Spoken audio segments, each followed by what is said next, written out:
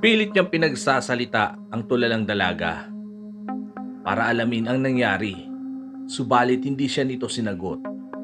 Base sa pang-ibabang kasuotan ni Ella, ay alam niyang nakontrol na naman siya ng kapangyarihang hipnotismo ng aswang at napagsamantalahan na naman ito. Kaya buo na ang kanyang desisyon. Mamayang gabi ay kakaharapin na niya ang halimaw. Kailangan na niyang wakasan ang pag-aasik nito ng lagim. Dahil sa matinding galit na nadarama ni James sa mga sandaling iyon, ay lumabas ang gintong mata sa kanyang noo. Napatingin din ito sa dalaga at pagkuway naglabas ito ng gintong sinag na dumiretso sa noo ni Ella. James? Ani ni Ella na walang alam sa mga nangyari at ang alam lamang niya ay bagong gising siya. Mabilis siyang niyakap ng binata sa kahinagkan sa labi. Naguguluhan man pero gumanti na lamang ang dalaga sa pagsiil sa kanya ng halik ng kasintahan. Pero kagad din niya itong inawat. "Oh, bakit? Ayaw mo ba?" Tanong ni James sa dalaga. Gusto. Kaso, "Kaso, ano?" hindi pa ako nakakapagsipilyo eh. Kaya pala may kakaibang lasa. Salbahe. Nagtatawanan silang tumayo at dumiretso sa banyo. Ipinagigib muna ng binata si Ella ng tubig bago niya to iniwanan. Nang matapos ay siya naman ang naligo ng araw na iyon, ay masaya silang magkasama at nag-uumapaw ng pagmamahalan. Samantala, nagdidiwang naman ang kalooban ng aswang dahil sa malapit ng isilang ni Ella ang kanyang binhi. Mas lalo ding lumakas ang kanyang kapangyarihan dahil sa kinain nitong sanggol kagabi. Bukod pa doon ay malapit na uling magtakip silim. Magagawa na naman niya ang gusto niyang gawin sa dalaga dahil nakuha na naman niya itong mahipnotismo. Lingid sa kanyang kaalaman na natanggal na ito ng gintong mata at nalalapit na ang pakikipagsukatan niya ng lakas sa kapangyarihan ng tagapagbantay dati ng engkantadong pinya na pagmamay-ari na ngayon ng binatang si James. Bago sumapit ang gabi, ay pinagsaluhan muna na magkasintahan ang engkantadong prutas na kanyang inuwi. Habang napaparami ng nakakain si Ella, ay tila mas gumaganda at gumagaan ang kanyang pakiramdam. Maski si James ay mas gumaganda ang pagdaloy ng nararamdaman niyang kapangyarihan sa kanyang katawan. Ang sarap sa pakiramdam. Habang nilulunok ko ang pinyang ito, James, ngayon ko lamang naranasan ang ganitong pakiramdam. Saad ni Ella sa binata. Ako man din ganyan ang nararamdaman ko. Gumaganang, teka, anong nangyayari sa iyong tiyan? Pagkasabi niyo ng binata, ay napatingin din si Ella sa kanyang tiyan. Dahan-dahan itong lumiliit at makalipas lamang ang ilang minuto, ay bumalik na sa normal at magandang pangangatawan ng dalaga. James, totoo ba ito? Hindi ko alam, ngunit dahil siguro sa pagkain mo ng engkantadong pinya na nabibilang sa kampo ng liwanag, ay nilinis niya ang maitim na kapangyarihang ipinunla sa iyo ng halimaw na iyon. Nakangiti namang tugon ni James sa kasintahan. Dagdag pa ng binata na pwedeng ang dagta ng engkantadong pinya ang unti-unting tumunaw sa binhi ng aswang na nasa sinapupunan ng dalaga, kaya ito naglaho. Halos mapalundag si Ella sa tuwa. Napayakap muli sa binata.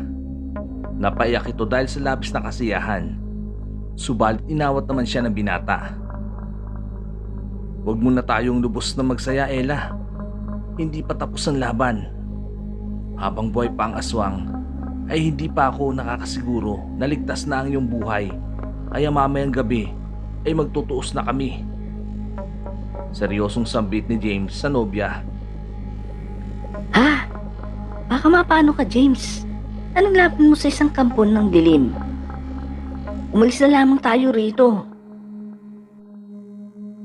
Nag-aalala namang saan ng dalaga. Hindi, Ella. Maski saan tayo magpunta, ay tiyak na susundan tayo ng halimaw na yun. Wala nang ibang paraan pa kung hindi ang labanan ko siya.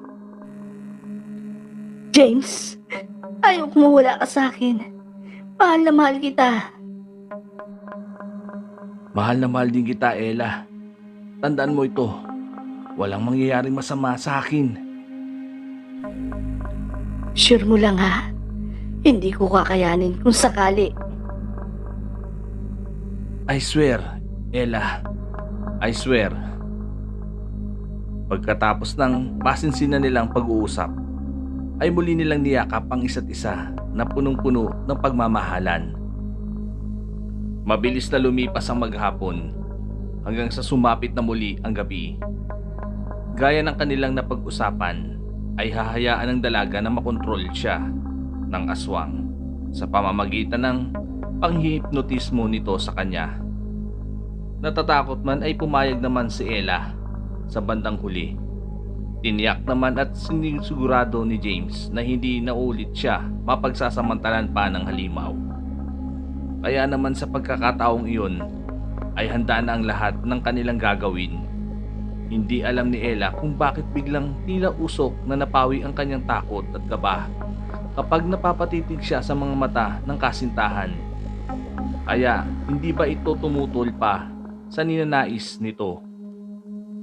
Pagsapit ng gabi ay nag-umpisa na ulit na pakiramdaman ng halimaw ang presensya ng dalaga.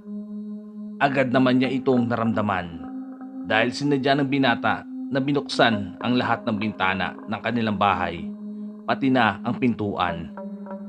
Pero may nakapagbigay ka ba sa aswang na sigurado kapag kanyang nalaman ang katotohanan, ay tiyak na kanyang ikakaluksa.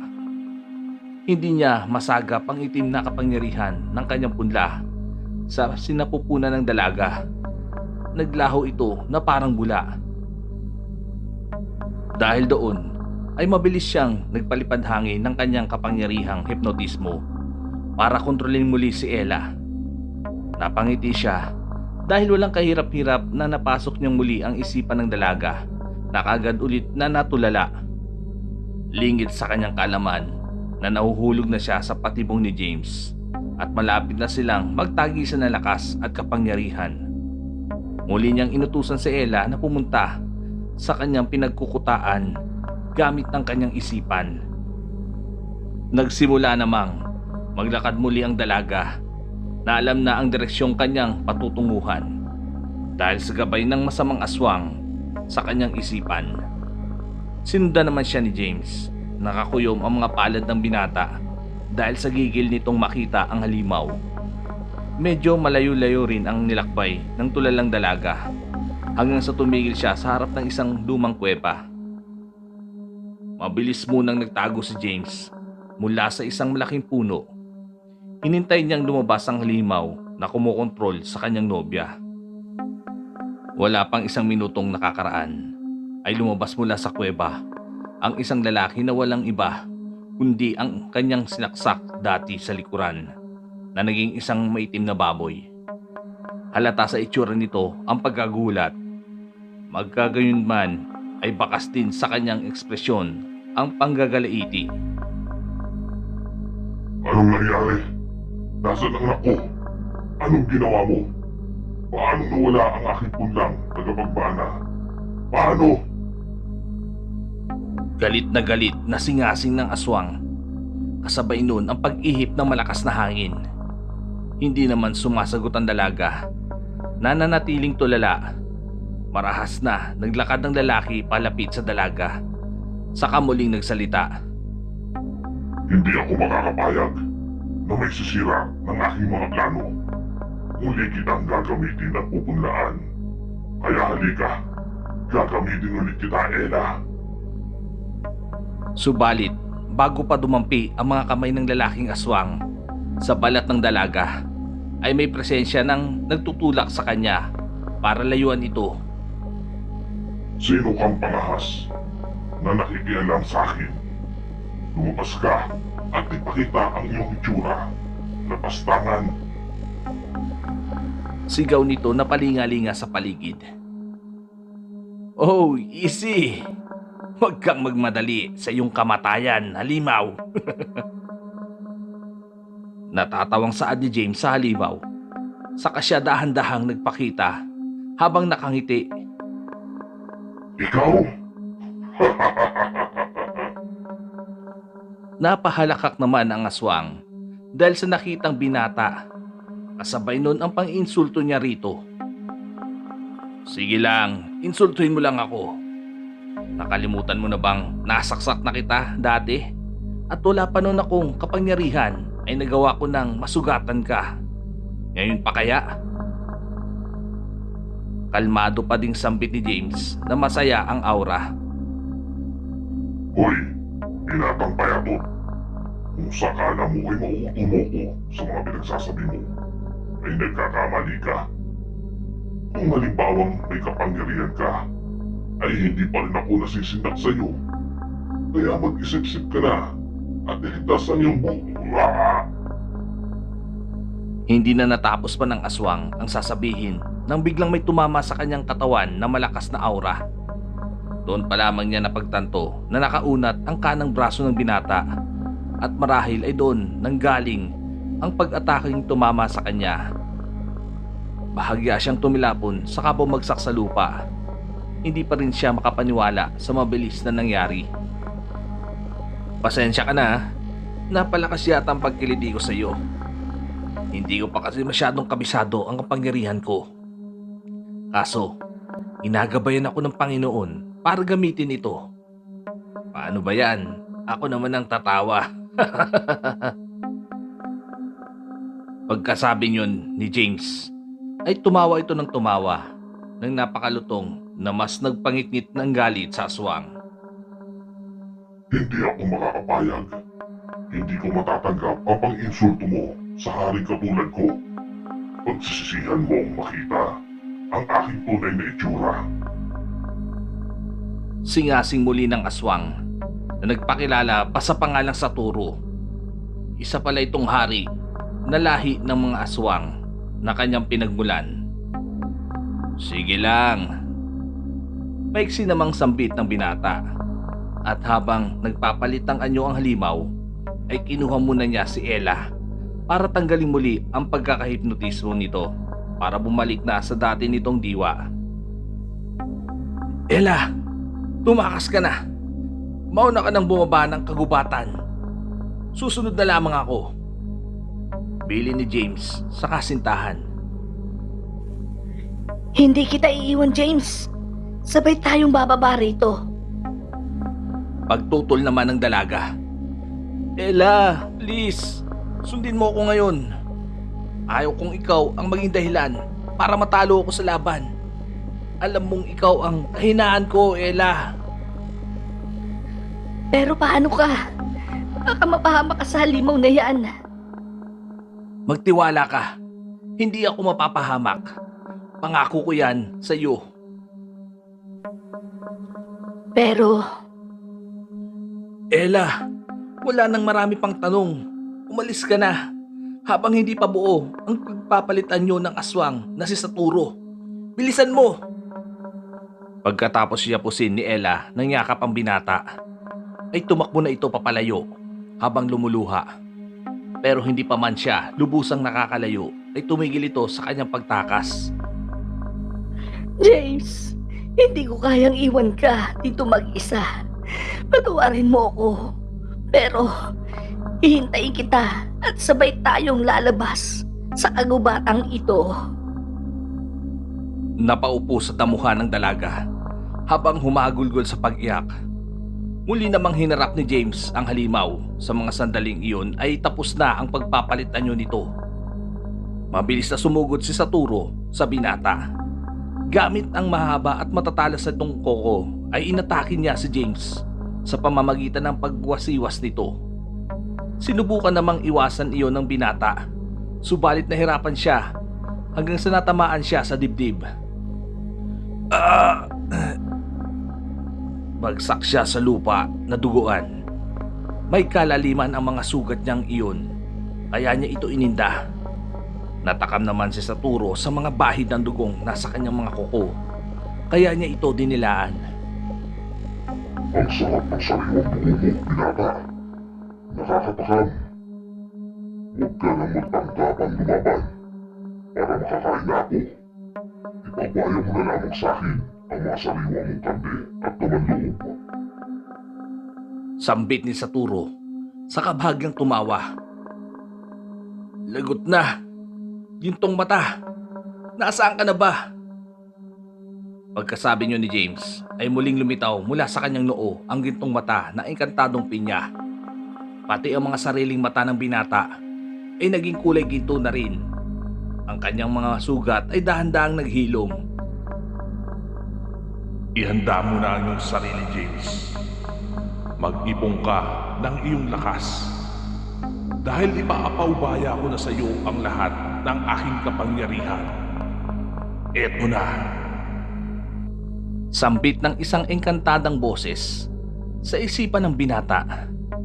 Pagkatapos nun ay lumipad siya sa ere, saka nabalutan ng dilaw na liwanag. Ah! Sigaw ni James habang tinatanggap ng kanyang katawan ang buong kapangyarihan ng gintong mata. Naramdaman naman iyon ng aswang ang nag-uumapaw na kapangyarihan ng binata. Kaya habang may pagkakataon pa siya, ay mabilis niyang inatake at pilit na inabot ang binata ng kanyang matatalas na kuko. Subalit bigo siya hanggang sa makaramdam siya ng pagod. Muli siyang dumistansya sa kinaroroonan ni James. Sa kanya ito muling pinanood. Mga ilang minuto pa ang nakakaraan ay walang malay na pabulusok na bumagsak ang binata sa lupa. Muling iwi na siwas ni Saturo ang mahaba nitong kuko para muling atakihin ang natutulog na binata. Dahil sa nawala nitong lakas, subalit bago pa niya ito malapitan, ay isang nilalang na mabilis na humarang sa kanilang gitna. Lubayan mo ang mahal ko. Parang awa mo na. Utal-utal na sambit ni Ella dahil sa mga kukong nakabaon sa kanyang katawan hanggang sa bawian ito ng buhay. Hindi ito maaari. Hindi ko sinasadya, Ella. Bakit kasi humalang, Ella?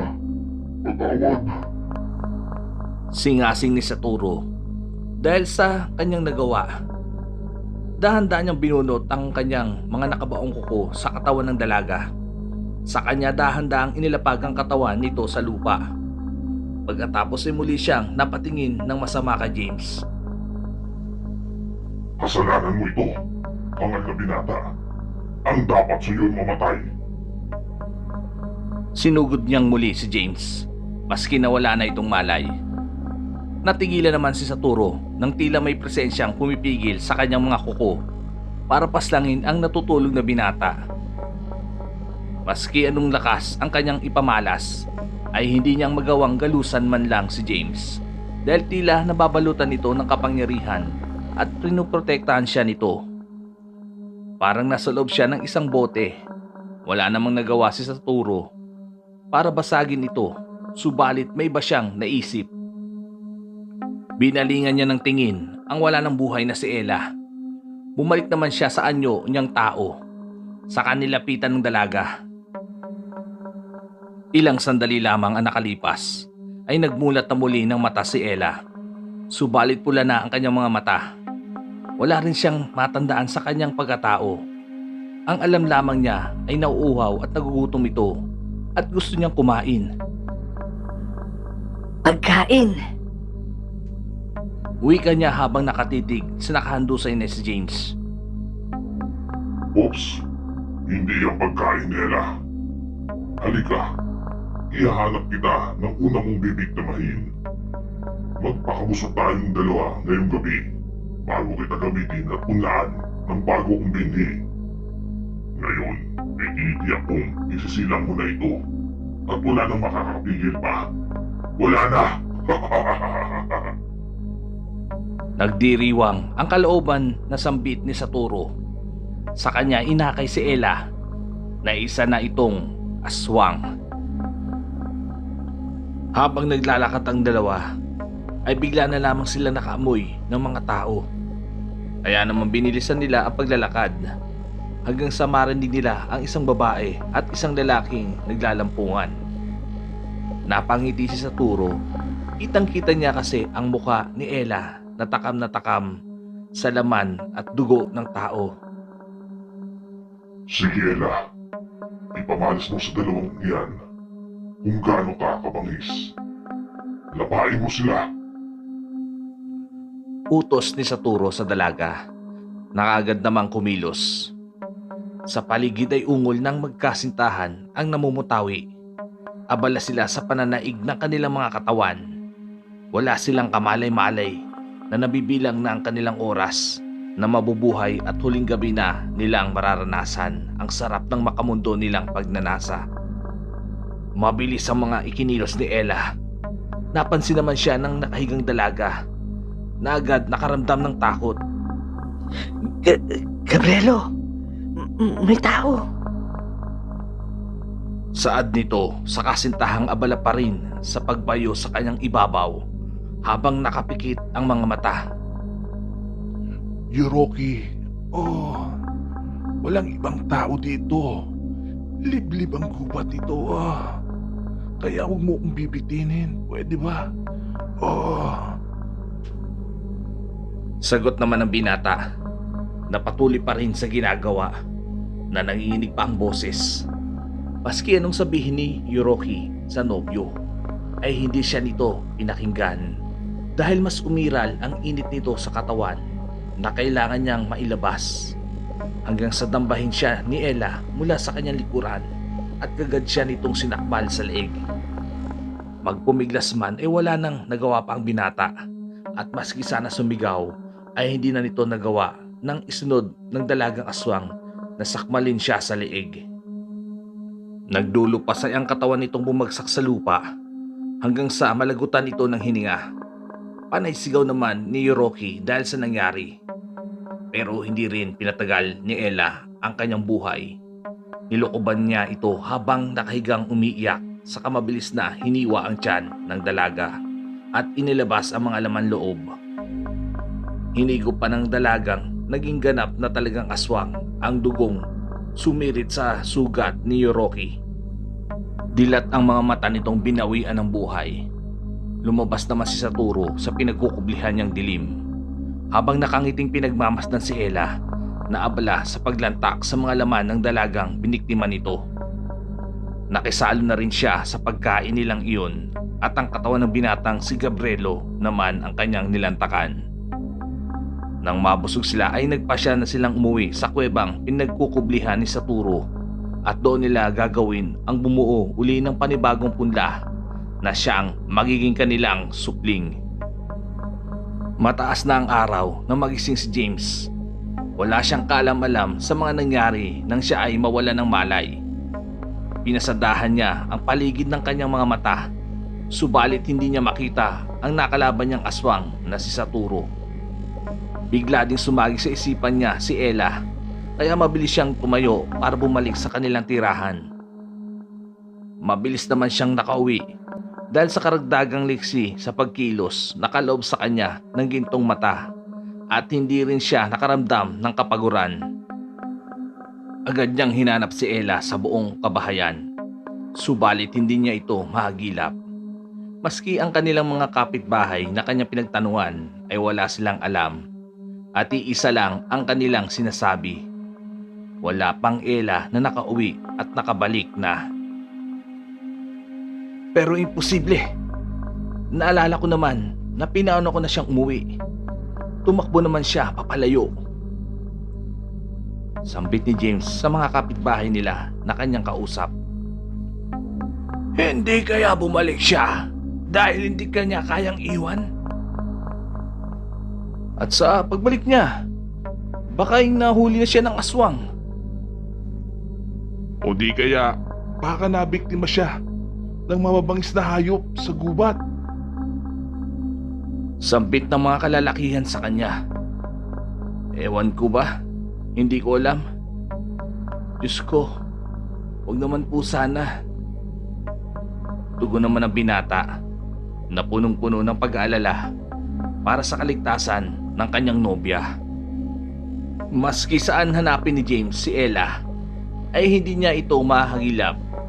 Ginalingan naman ni Saturo ang pagtatago sa dalaga at lumipat pa sila ng pinagtataguang kuweba. Lumipas na mabilis ang mga araw hanggang sa malapit na itong mag-isang taon. Pero hindi pa rin nawawalan ng pag-asa na matagpuan din niya balang araw ang nobya. Nagtiyaga din muna sa mga iba't ibang klase ng mga hayop sa gubat, sina Saturo at Ella, para maitawid nila ang kanilang gutom. Plano ng lalaking aswang na isisilang muna ng dalaga ang kanyang binhi bago sila muling magsabog ng lagim sa mga tao. Iginugol naman ni James ang lumipas na panahon sa pag-iensayo hanggang sa maging bihasa na siya sa paggamit ng gintong mata ng engkantadong pinya. Nagagawa niya maging isang gintong latigo ang kanyang mga kamay. Nakakapagpalabas siya ng gintong sibat na kulay ginto rin ang palaso nito. Pero ang pinakamalakas niyang nagagawang sandata ay ang makapagpalabas siya ng kambal na espadang kulay ginto na sobrang talas. Kaya nitong hiwain ng isang malaking puno sa isang wasiwas lamang. Ngayon ay handa na siyang makaharap muli ang halimaw na tumungay kay Ella. Subalit hindi inaasahan ni James na sa patuloy na pagdaloy ng panahon ay may pangyayaring magpapabago sa kanyang buhay. Dumating na ang taktang panahon, Ella. Ngayong gabi ay isisilang mo na ang ating anak. Masayang saad ni Saturo habang nakatingala sa bilog na buwan. Matagumpay namang nailuwal ng dalaga ang kanilang anak ni Saturo. Subalit mas lalong natuwa ang lalaking aswang dahil hindi niya inaasahang may mga kakambal ang kanyang naipunlang binhi sa dalaga. Isang babae at isang lalaking dragon sa kanyang likod. Ang mga ito na may nakakatakot na itsura. Halata na mababangis ito at handang pumaslang. Ella, maiwan mo na kayo rito. Maghahanap lang ako ng tao para may pakain sa ating anak. Tiyak na gutom na siya at ang kanyang mga kambal na dragon. Paalam ni Saturo sa kanyang mag-iina. Saka siya mabilis na lumabas ng kuweba. Kusa namang umilaw ang gintong mata sa noo ni James at bigla siyang nakaramdam ng malakas na itim na aura ng isang bagong nilalang. Ano kaya ang ibig sabihin nito? Senyales ba ito na may lalabas muling halimaw na maghahasik ng lagim sa mga tao? Kung ganon, ay hindi ako pwedeng magpabaya. Kailangan ko pang sanayin ang aking sarili sa paggamit ng aking kapangyarihan. Wika ni James sa kanyang sarili. Saka muling tumindig at nilabas ang paborito niyang sandata, ang kambal na gintong espada. Isang dalaga ang umiiyak at takot habang nakatago sa likod ng isang punong kahoy. Tinatakpan niya ang sariling bibig habang nanginginig. Maya-maya pa ay may dumating na isang lalaking tila lango sa ipinagbabawal na gamot. May hawak itong patalim habang inililibot niya ang kanyang paningin sa paligid.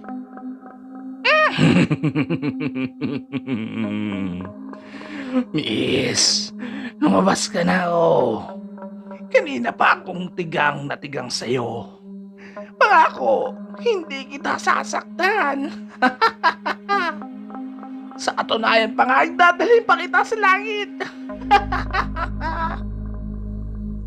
Nakangising wika ng lalaking tila napapaliw na ang itsura.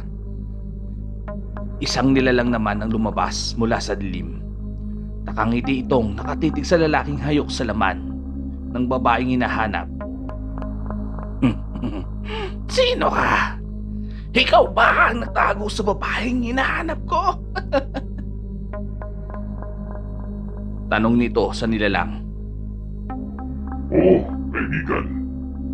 Sumunod ka sa akin at ipapakita ko sa iyo ang iyong hinahanap. Sambit naman ng nilalang na walang iba kundi si Saturo. Mabilis naman niyang nauto ang lalaki na sumunod naman sa kanya papasok sa gubat. Nang makasiguro ay muling kumaripas ng takbo ang dalagang mabibiktima sana ng paggagahasa ng isang adik. Kung sino man ang lalaking yon, ay salamat sa kanya. Utang ko sa kanya ang aking buhay. Sambit nito sa kanyang isipan habang tumatakbo ng mabilis. Panay tanong ng lalaki kay Saturo, subalit hindi siya nito sinasagot. Ipinagpatuloy lamang niya ang paglalakad at patuloy din namang sumusunod sa kanya ang lalaki. Hanggang sa makarating sila sa yungib ng kuweba. Pumasok sila doon at nadatnan si Ella na mahimbing nang natutulog. Siya ba ang sinasabi mo sa akin? Wow! Ang ganda niya, pre! Jackpot! Wika ng lalaki habang malagkit ang tingin niya sa babae. Oo, siya nga. Sige, gawin mo na ang gusto mong gawin sa kanya. Magsawa ka. Utos naman sa kanya ni Saturo. Agad na naghubad ang lalaking adik ng kanyang mga saplot sa katawan. Sa kanya mabilis na nilapitan si Ella na nakahiga. Ang swerte mo, Kate! Ang ganda na ubog ng katawan ng babae nito! Teka, ano itong nasa tabi niya? Bata?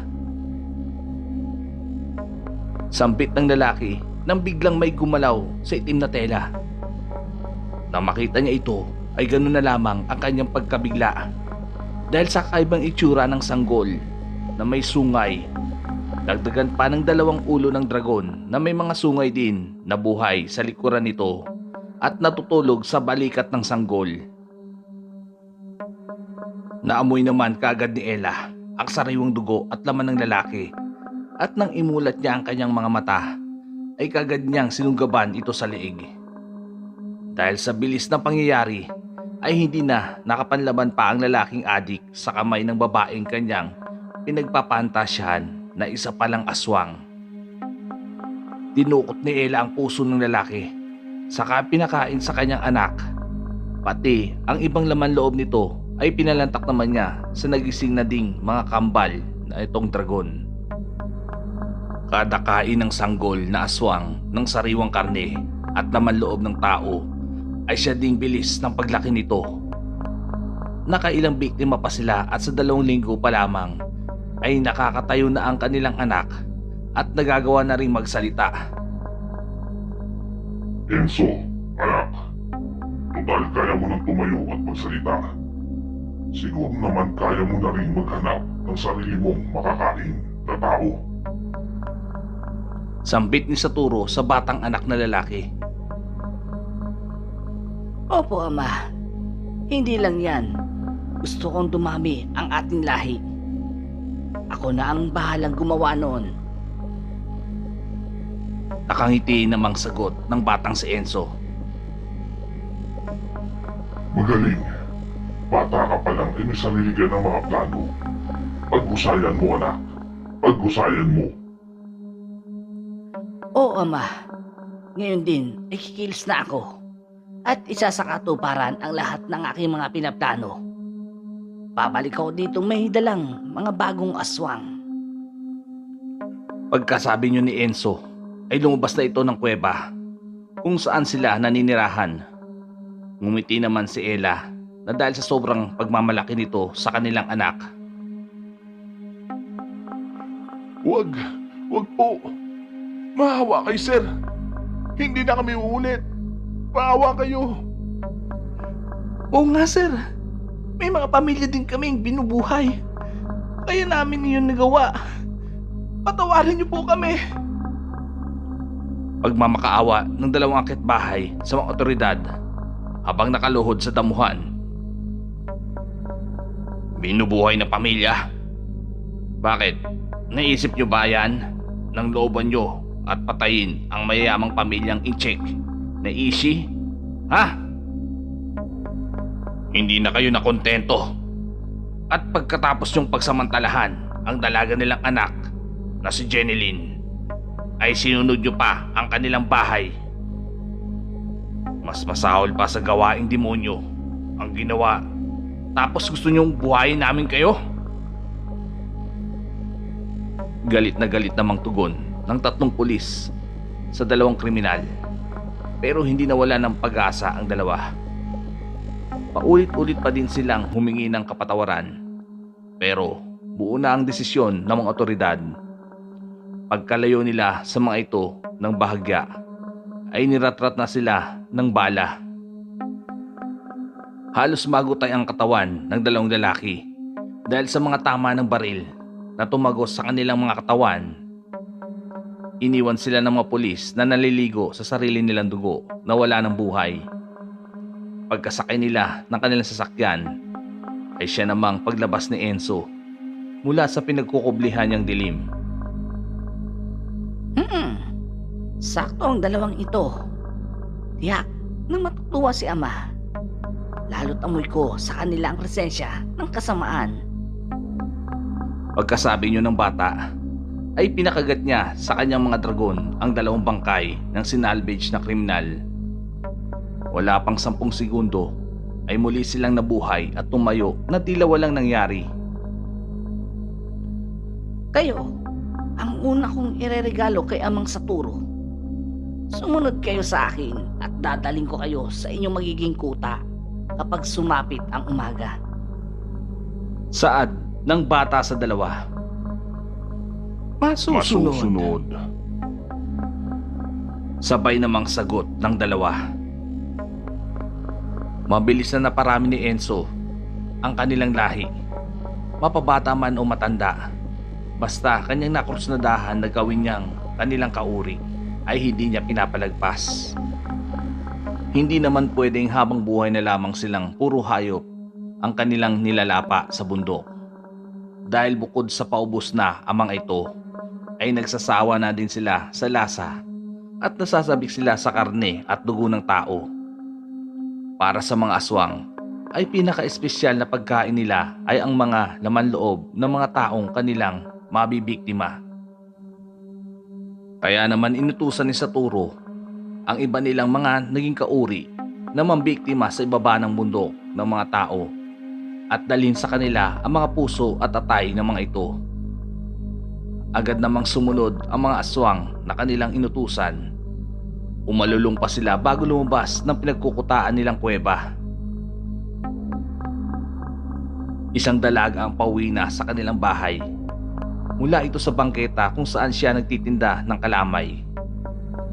Katitila lamang kasi noon ng ulan, kaya ginabi na siya nakauwi. Lingid sa kanyang kalaman na may mga matang nakabantay sa kanya. Sa kanyang daraanan ay biglang may 2 itim na aso ang humarang. Nakatitig sa kanya ng masama at nakalabas ang mga ngipin nila. Shoo! Alis kayo sa daraanan ko. Bugaw ng dalaga sa mga aso. Subalit hindi sila nagpatinag.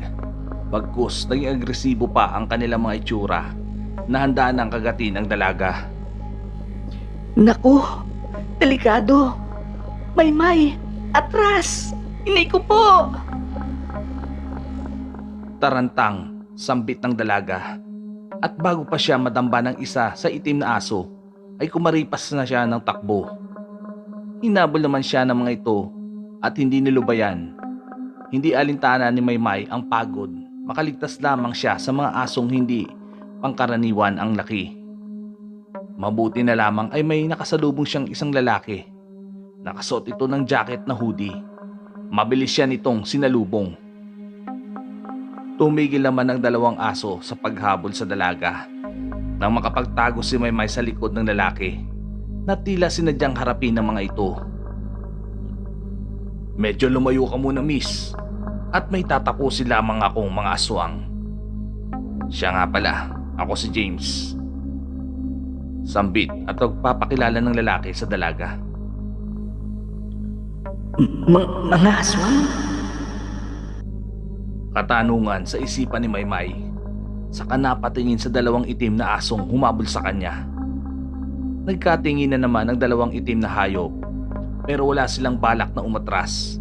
Mas lalo pa nga silang nanggagaliiti at makaraan ang ilang segundo ay sabay nilang inatake ang binata. Sa isang iglap lamang ay natagpuan na lamang ni Maymay ang dalawang hayop na naglulupasay sa kalsadang nakahiga na unti-unting naging abo. Sa bilis ng pangyayari ay ang tanging gintong latigo lamang ang kanyang nakitang lumabas sa kamay ng binatang nagligtas sa kanya na kaagad ding nawala. Ang galing! Pero saan galing ang latigong iyon? Pero ang pagkabiglang iyon ng dalaga ay mas nandagdagan pa ng harapin siya ni James na naging dilaw ang mga mata at may isa pang gintong mata na lumitaw sa kanyang noo. Dahil doon ay nahimatay si Maymay at bumagsak sa lupa. Patakbo naman siyang nilapitan ni James, sa kanya ito binuhat. Malapit nang sumapit ang umaga. Subalit hindi pa rin nakakabalik ang dalawang aswang na inutusan ni Saturo para mambiktima at magdala ng sariwang laman loob ng mga tao. Nagpupuyos ito sa galit kaya panay niyang singasing sa loob ng kuweba. Maski si Ella at Enzo ay hindi alam kung ano na ang nangyari sa kanilang mga kauring bumaba ng kagubatan. Kaya naman mabilis silang lumabas lahat para maghanap muna ng mabibiktimang hayop. Sakto naman sa hindi kalayuan ay may nakita silang isang malaking baboy ramo na mahimbing nang natutulog dahil sa kabusugan. Agad nila itong inatake sa kasabay-sabay nilang nilapa. Wala namang magawa ang kaawa-awang baboy ng katayin at pagpira-pirasuin siya ng mga gutom na mga aswang. Nang naitawid nila ang kanilang gutom, ay muli silang bumalik sa kuweba para pagtaguan ang nalalapit ng pagsikat ng araw. Nang magising si Maymay, ay maliwanag na ang paligid. Tumayo siya mula sa pahabang kahoy na upuan kung saan siya natulog. Inilipot niya ang kanyang paningin at doon pa lamang niya napagtanto na nasa loob na siya ng isang simbahan. Sa harap ng altar ay doon niya nakita ang nakaluhod na binatang nakasuot ng jacket na hoodie na taimtim na nagdarasal. Saka pa lamang bumalik sa kanyang alaala ang mga kaganapang nangyari kagabi hanggang sa pagtatanggol sa kanya ng binatang nagpakilala sa pangalang James. Dahan-dahan niya itong nilapitan at sa tabi ng binata ay lumuhod din siya, saka inumpisa ng pagdarasal. Ilang minuto ang nakaraan at tumayo na ang dalawa. Sabay silang lumabas ng simbahan, pero si Maymay ay hindi naiwasan nakiligin at ang pisngi niya ay namumula. Nax, para kaming bagong kasal nito. Napakagwapo din niya. Diyos ko, ibigay niyo na lang siya sa akin, please.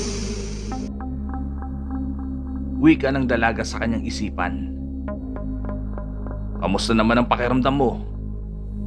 Ay sus, Mariosep.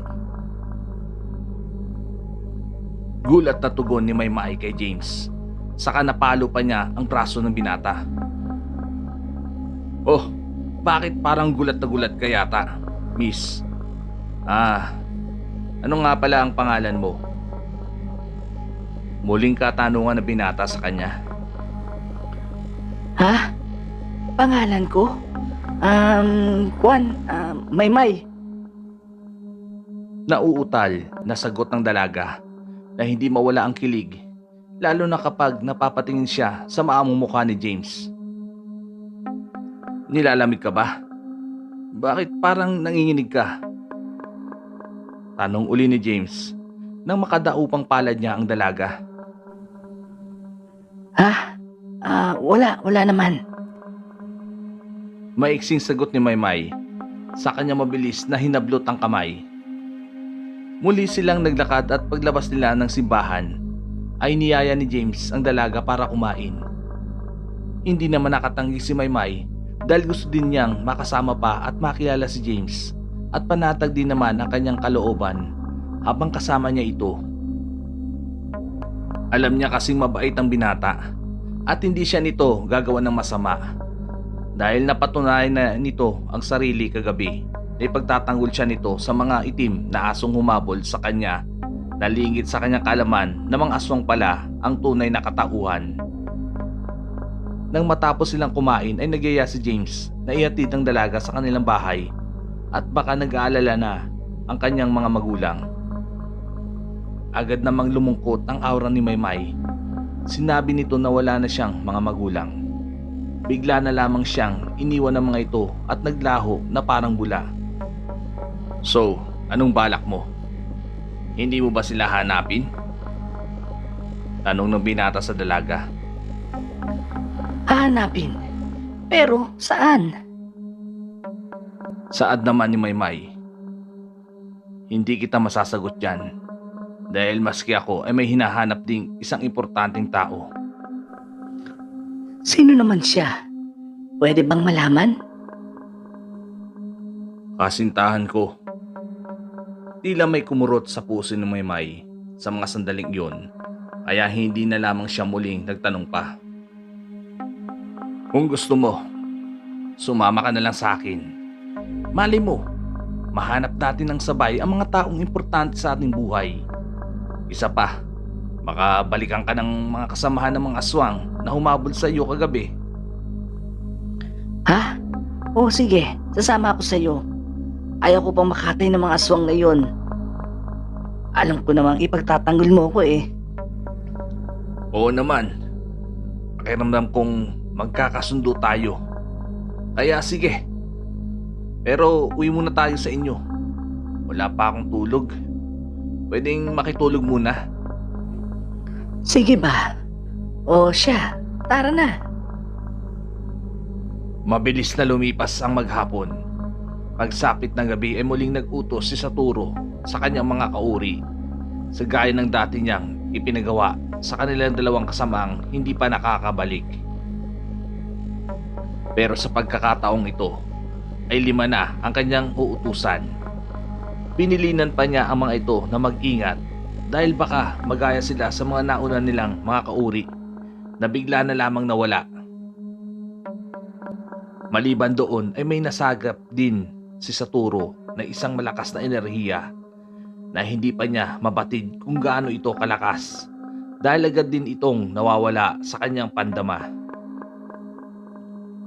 Nang makapag-impake si Maymay ng kanyang mga dadalhin, ay kumilos na din silang dalawa para sa gagawing paglalakbay. Napalunok si James na makita ang dalaga.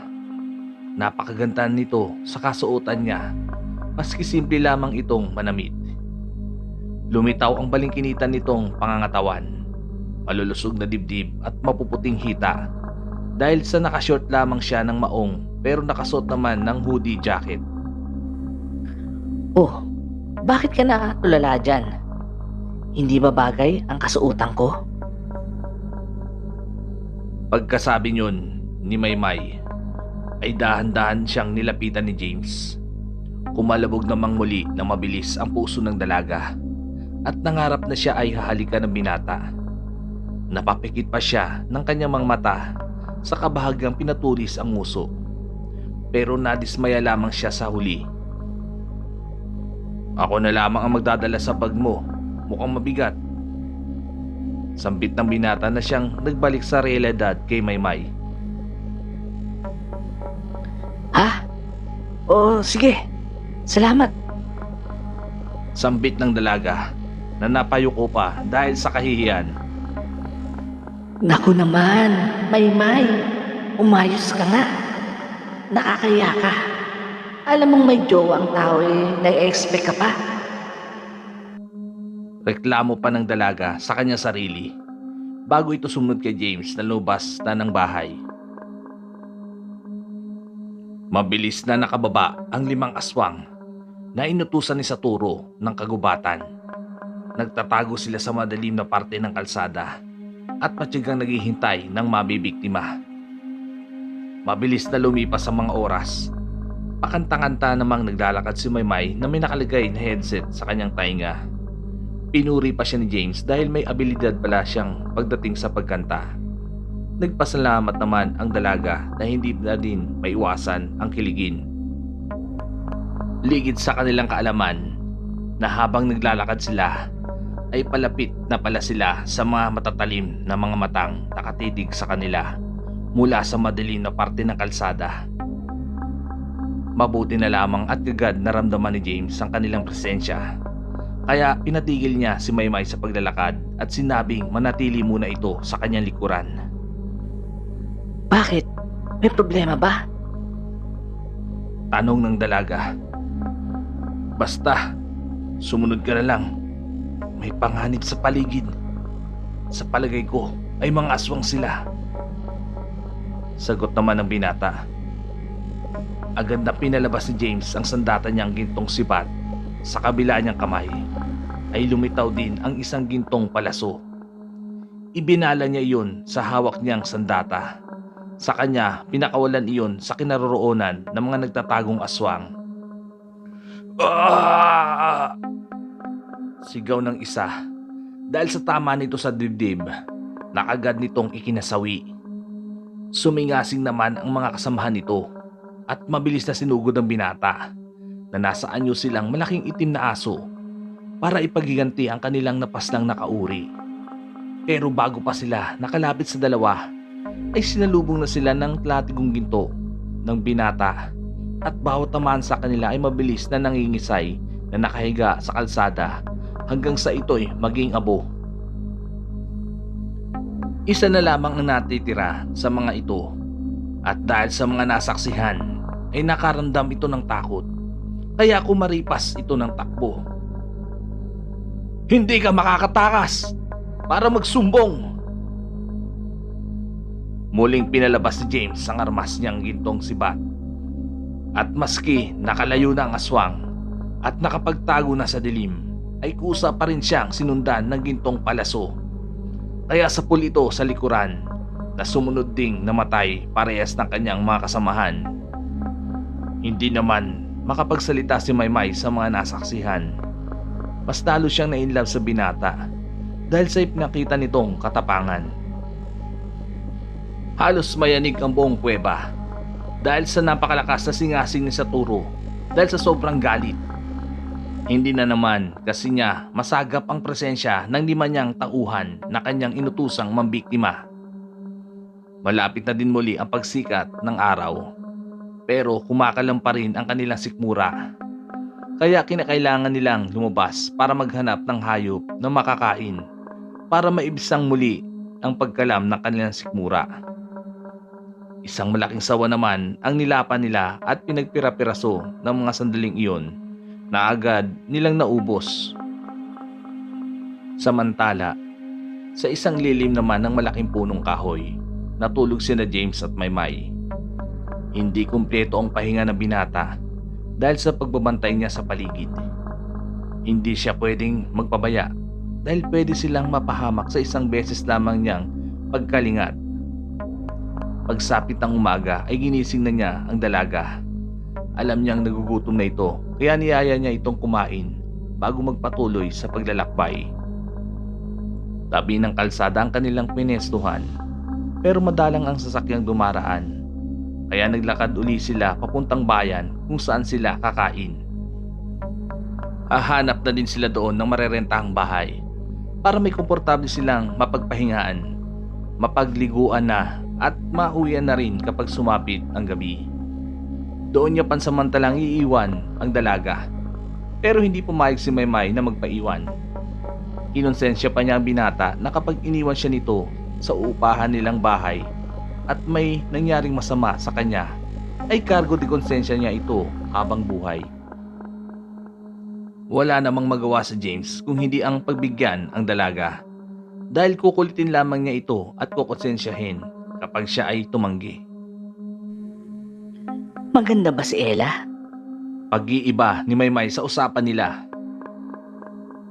Ano sa palagay mo? Balik na tanong ni James. Sa palagay ko, maganda siya. Tama ka. Kasi, kung pangit siya, hindi mo naman sana siya pag-aaksihan pa ng panahon para hanapin. Hindi ba? Nagkakamali ka. Hindi sa itsura nasusukat ang pagmamahal. Kapag mahal mo ang isang tao, pangit man ito o may itsura, ay dapat bigyan ng importansya. Ang swerte pala sa'yo ni Ella. Hindi naman. Sana ako na lang. Ha? Ha?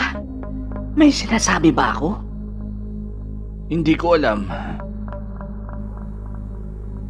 Wala yun. May iniisip lang ako. Okay. Agad na umiwas ng tingin at tumalikod si Maymay. Ayaw niya kasing makita ni James na namutla na naman ang kanyang mga pisngi. Naku, Maymay. Magdahan-dahan ka naman. Halata ka masyado. Bulong ng dalaga sa kanya sarili habang kinikilig. Napapailing naman habang nakangiti si James na pinagmamasdan si Maymay na tila nawawala sa sarili. May pailing-iling pa kasi itong nalalaman habang gumagalaw ang mga balikat. Kahulugan lang niya ito'y kinikilig. Sa loob naman ng kuweba ay nagpulong-pulong ang mga pangkat ng mga aswang sa pangunguna ni Saturo. Sa muling pagkakataon ay binili na niya ang kanyang mga kauri na doblehin ang pag-iingat dahil malakas ang kutob niyang may kalabang tahimik lamang na nakamasid sa kanila at tinihintay nito ang kanilang paglabas. Nabasag naman ang pagpupulong nilang iyon nang sumigaw ang binata nang si Enzo ay nagbigay ng kanyang suhestyon. Ama, kung pahihintulutan nyo, ay ako naman ang lalakad mamayang gabi.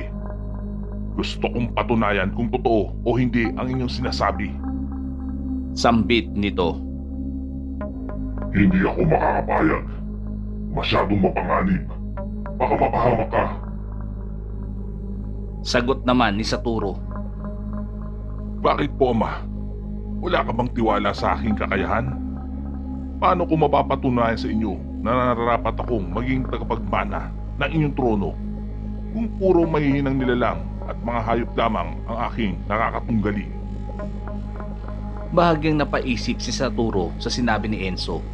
May punto naman ang sinabi sa kanya na kanyang anak. Huwag kayong mag-alala, Ama. Sa taglay kong kapangyarihan ay tiyak na matatalo ko kung sino man ang nilalang na inyong nasasagap ang presensya. Kung sa bagay, tama ka nga naman, Enzo. Sige, papayag ako. Pero magdala ka ng isang babaeng aswang at isang lalaking aswang para may mga kasama ka. Ayos lang, Ama. Alam ko sa sarili ko na kaya kong labanan o biktimahin ang kung sino mang hahadlang sa akin. Pero pagbibigyan ko pa rin ng inyong kahilingan. Kung ganon, mamayang gabi ay aasa na kami ng iyong ina at ng ating mga kauring aswang na makakatikim na kami ng sariwang karne at laman ng isang tao. Pangako, Ama, hindi ko kayo bibiguin. Sagot ni Enzo. Saka tumawa pati ang kampal na dragon na nasa kanyang mga balikat. Pero ang agam-agam na matagal nang gumagambala sa isipan ni Saturo ay hindi pa nasasagot. Purong aswang ang kanyang pinanggalingan. Bakit may kakambal na dragon ang kanyang anak? Posible kayang may ibang lahi at hindi pangkaraniwang tao lamang ang reyna niyang si Ella? Ella, sana hindi totoong hinala ko sa iyo. Sana'y nagkataon lamang ang lahat. Dahil kung magkatotoo man, may lahi ka na napapabalitang mga itim na dragon na may sumpa na kamalasan, ay mapipilitan akong pastanin kita. Kayo ni Enzo. Seryosong sambit ni Saturo sa kanyang isipan habang nakatitig kay Ella na nakaupo sa may batuhan.